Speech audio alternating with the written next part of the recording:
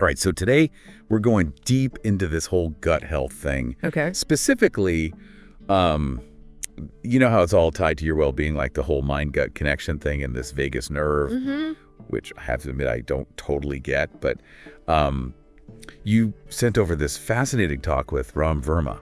Oh, yeah, he's great. And it seems like there's so much there about how important this connection is. Oh, absolutely. So we're going to really break it all down and hopefully figure out, you know, what it all means for you and me and everyone listening. Sounds good. Okay, so first off, when we say gut, what are we even talking about? Yeah, good point. It's way more than just your stomach. Right. I mean, it's like this whole system, right? It starts at the very beginning with your mouth. Oh, wow. Then down through the esophagus to your stomach where the food gets all churned up with hydrochloric acid. Like a washing machine for food. Huh, kind of. Yeah. Then it goes through the small intestine and the large intestine, which honestly most people forget about. Yeah, I'm guilty of that. And then finally, elimination. The grand finale. Haha, exactly. But here's the thing. Your sources really emphasize that the gut isn't just this passive tube processing food. Huh. It's dynamic. It seems to actually be listening to your thoughts, your emotions, even your values. Oh, that's wild. And this is where those gut feelings come in. Okay, now that I get. Right. And your sources even suggest that if we ignore those persistent gut feelings, we might be missing out on opportunities. Oh, interesting. Like it's trying to tell us something. Exactly. And what about those times you went against your gut and it didn't turn out so well? Oh, too many times to count. Right. It makes you think. It really does. Now onto the vagus nerve. Your sources call it this information superhighway between your brain and your gut. So it's like a two-way street. Exactly. But it's even more than that. It connects to other major organs too. Lungs, gallbladder, liver, kidneys, even your spine. No way, that's a busy nerve. Super busy. And here's the crazy part. Your brain sends signals down to your gut. That's about 20% of the traffic. Okay. But get this, 80% of those fibers are carrying information up from your gut to your brain. So our gut is basically talking to our brain all the time. Exactly, and trying to tell us what's going on down there. So why aren't we always aware of it? Well, your sources say it's because our brains are often so busy with negative thoughts, worries, even past hurts, that they drown out those signals from the gut. Ah, so it's like our brain is too loud for our gut to get a word in, edgewise. Exactly. That's why activating the vagus nerve is so important, so you can actually hear what your body's telling you. And how do we do that? Activate the vagus nerve. I mean, we'll get to that, but first we need to talk about the gut microbiota. Okay. The what? The gut microbiota, all those trillions of bacteria living in your gut. Oh, right. So how many are we talking exactly? Like 100 trillion with about 2 million genes between them. 2 million. That's more than the human genome, right? Right. It's like this whole other world inside us, and it's not just passive. They have a huge impact on our mood, can even influence our thoughts. So we're basically being controlled by bacteria. Not controlled exactly, but influenced for sure. And they play a huge role in how our immune system works. And they produce vital brain chemicals like 95% of our serotonin. No way. I thought serotonin was just a brain thing. Nope. The gut is a major player, and they're also involved in vitamin production. So these bacteria are basically running the show. Well, they're definitely essential. And get this, your sources even suggest that a decline in certain bacteria like Lactobacillus reuteri could actually impact our relationships and empathy. Really? So our gut bacteria could affect how loving we are? It's possible they haven't nailed down the exact mechanisms yet, but it's a fascinating area of research. That's mind-blowing. So let's dive into some specific takeaways from your research. Right. One of the biggest things that jumped out was the connection between gut health and the immune system. Absolutely. Your sources say the gut lining is like this massive army base for our immune system, constantly on guard against anything harmful. Right, like an internal security force. Exactly. But when the gut is out of balance, it can mess with our immune response in a few ways. Right, like what? Well, first there's immune suppression, where your defenses are weakened, making you more vulnerable to getting sick. Like you're more likely to catch a cold or something. Yeah, exactly. And then there's overreaction, which is basically allergies. So your immune system is like freaking out over something harmless. Exactly, like pollen or peanuts. Right. But the most serious one, your sources say, is autoimmunity. Yeah, what's that all about? That's when your immune system basically attacks your own body. That sounds scary. It can be conditions like alopecia, rheumatoid arthritis, thyroid problems, psoriasis, lupus, even type 1 diabetes. Wow, I had no idea all those could be linked to the gut. Yeah, and your sources really emphasize that a lot of seemingly unrelated health issues could actually stem from this connection between the gut and the immune system. So it's like the gut is at the root of so much. It's a major player for sure. Okay, so your sources also talk about some really common gut problems like acidity, IBS, and constipation. Right, those are the classics. Exactly.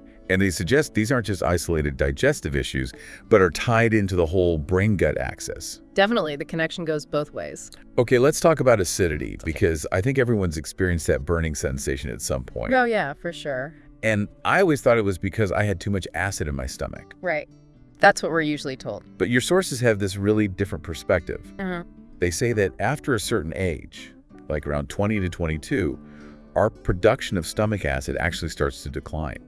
Interesting. So less acid, not more. Exactly. Yeah. So what we perceive as too much acid, like heartburn or reflux, might actually be caused by other factors like stress. Oh, I can see that connection. Yeah.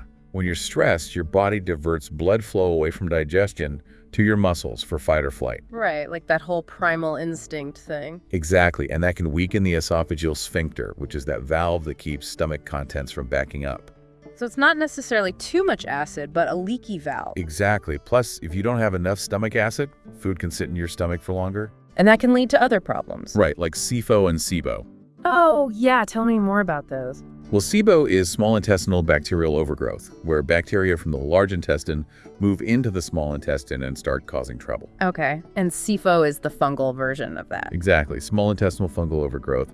And these bad bacteria and fungi can mess with your gut sensors, disrupt motility, which leads to constipation or diarrhea. And produce some nasty byproducts. Right, like LPS? Lipopolysaccharides, those are the endotoxins, right? Exactly, and those can actually get into your bloodstream and cause inflammation throughout your body. Wow. So it's not just a gut problem anymore. Right, it can lead to skin problems like eczema and psoriasis. And even more serious stuff. Yeah, your sources even link LPS to obesity. Obesity, really? Apparently, LPS can attack fat cells causing inflammation, and then your immune system sends white blood cells to the fat tissue.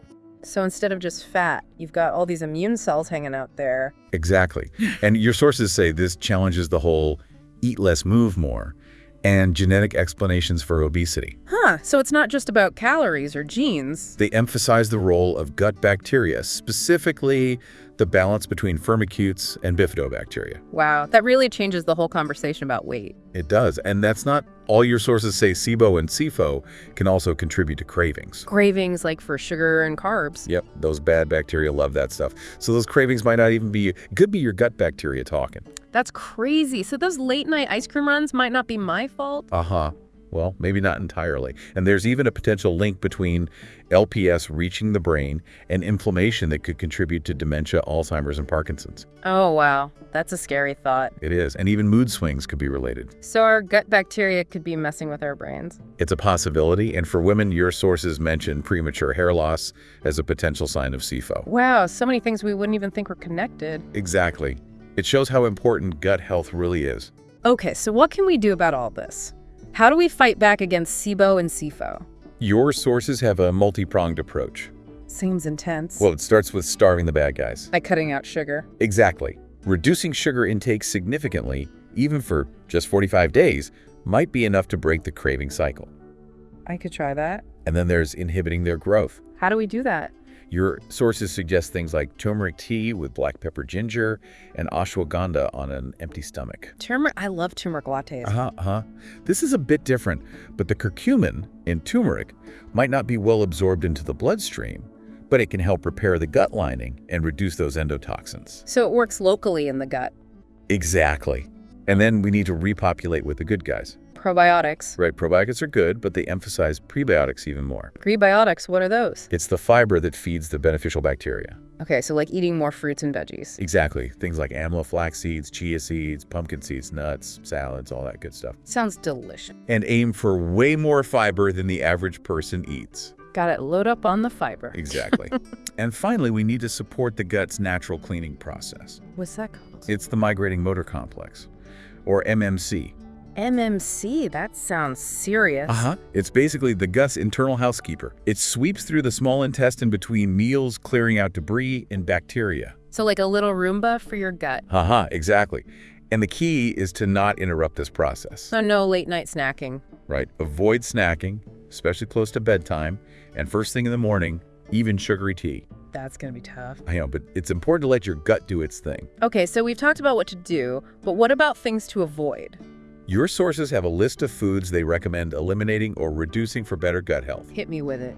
Number 1, no surprise, refined sugar. Yeah, that's a given. Then there's wheat, especially the modern, highly processed kind. What's wrong with wheat? Well, the gluten can mess with gut bacteria and promote SIBO and SIFO. Plus, it has a high glycemic index, which contributes to AGEs, those harmful compounds that damage proteins. Right, I've heard of those. And some modern wheat might even contain Bt toxins. BT toxins? That doesn't sound good. Not really. Then there's refined oils. Like canola oil and vegetable oil? Yeah, they're processed with chemicals like hexane, which can be harmful to the gut lining, good bacteria, and even the blood-brain barrier. So what kind of oil should we use? They recommend sticking to extra virgin olive oil, coconut oil, and avocado oil. Good to know. And they say to choose sea salt over refined white salt for its trace minerals. Interesting. I never thought about the difference. And if you can find it unprocessed, Deliwala Namak is even better. Deliwala, what now? It's a type of rock salt from India. Oh, cool. Milk and milk products are also on the list as potential culprits. So no more cheese. Well, maybe in moderation, but they say it can be problematic for some people. Okay. And finally, they warn against emulsifiers. What are those found in? There are lots of processed foods like peanut butter sauces and ice cream. Seriously? They can disrupt the gut lining, leading to leaks and inflammation.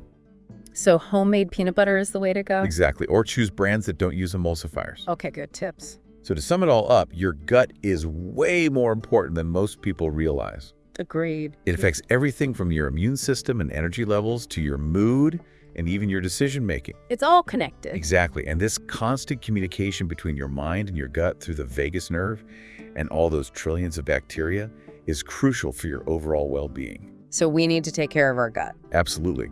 And some key things to remember are to reduce refined sugar.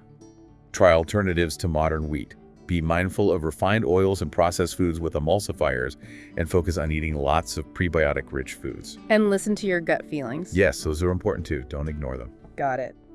Here's a final thought for you to ponder. Okay. Your sources suggest that the health of your gut microbiota might be just as important, if not more important, than your genes or even how many calories you eat. Wow, that's a big statement. It makes you wonder if we're too focused on external solutions and quick fixes, when the real key to health might be nurturing our internal environment. Right, like focusing on the inside out. Exactly. So Yeah. what if we started seeing our health journey through the lens of our gut's intricate ecosystem? I think that's a powerful shift in perspective. It is, and it might just lead us to a whole new level of well-being. I'm in. Me too. Yeah, Let's see this gut health thing. let's do it. Thanks for joining us on The Deep Dive, and we'll see you next time.